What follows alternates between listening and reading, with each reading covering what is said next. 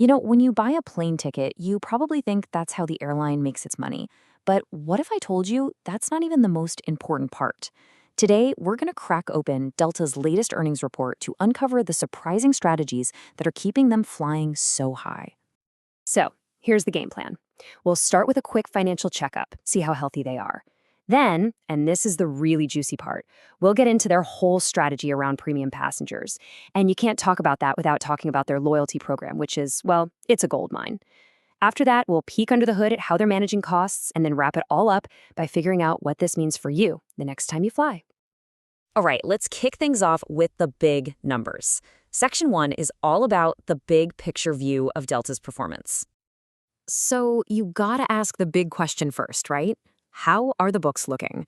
I mean, for an airline with these massive costs and razor-thin margins, this question is literally everything. Okay, first big signal, pure confidence.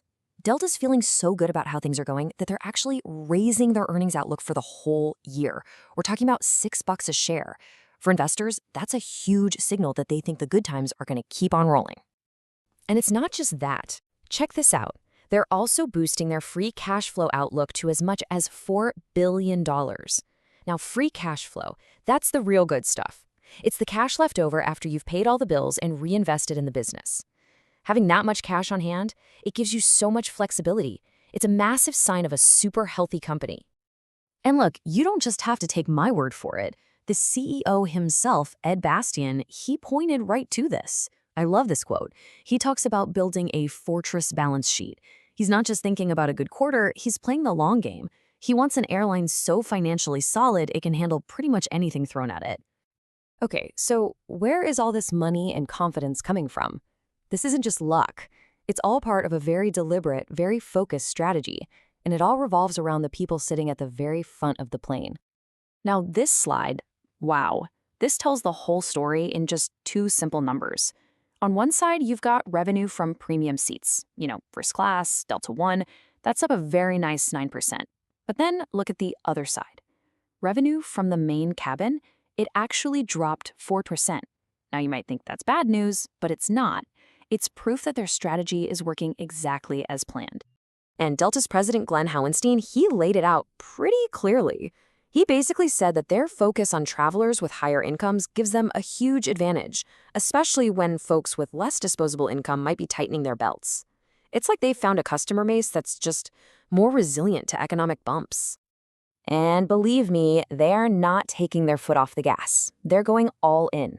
The airline has made it crystal clear that looking forward, pretty much all of their growth is coming from premium. That means more first-class seats on their planes and new planes designed from the ground up with more high-end cabins. So this laser focus on premium travelers, it's tied directly to one of their most valuable assets, and it's something a lot of people don't fully get. We're talking about the loyalty program. The SkyMiles program is an absolute monster. I mean, just look at this. Their deal with American Express alone pulled in $2 billion in a single quarter. Think about that. Amex is basically buying miles from Delta by the truckload to give to its cardholders. This whole setup is on track to rake in over $8 billion for the year. And the best part? It's an incredibly high-margin business that basically prints money to fuel the rest of the airline. So just how valuable is this thing?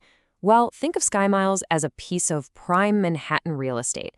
It's that valuable. Delta recently used the program as collateral to essentially refinance a huge loan. And because the program generates such a predictable, massive fire hose of cash, they were able to negotiate a way better interest rate. That's financial power. Okay, so we've got this amazing revenue machine firing on all cylinders. But let's be real, running an airline costs a fortune. So how are they handling the other side of the ledger, the expenses? Yeah, this table really just gives you a sense of the sheer scale we're dealing with. Just in one quarter, you're looking at more than $4.4 billion on salaries and almost $2.6 billion for jet fuel. Just keeping the lights on is a monumental effort. But here's the really impressive part, the key takeaway, their discipline. Even with inflation doing its thing and with them spending money to improve the experience, their core costs, so everything except the wild card of fuel prices, were basically flat compared to last year. That shows some serious control over their spending. All right, let's tie this all together. We've seen the strong financials, the focus on premium, that powerhouse loyalty program, and their tight grip on costs. But what does any of this mean for you, the person who's actually booking a flight and sitting on the plane? Well, that profit is getting reinvested, but in a really specific, targeted way. You'll see things like ad-free YouTube on the seatback screens, or making it easier to link your Uber account to earn miles. But look at the big ticket items. Brand new, super exclusive lounges just for Delta One passengers, and new aircraft that are literally designed to have more seats up front. You see, the money follows the strategy. And that really brings us to the big question at the end of all this. Delta has clearly built this incredibly powerful, profitable machine by going all in on the premium traveler. But it makes you wonder, right? For the entire airline industry, as they create this more and more luxurious world for the people who can afford it, what does the future of travel look like for everybody else, back in the main cabin?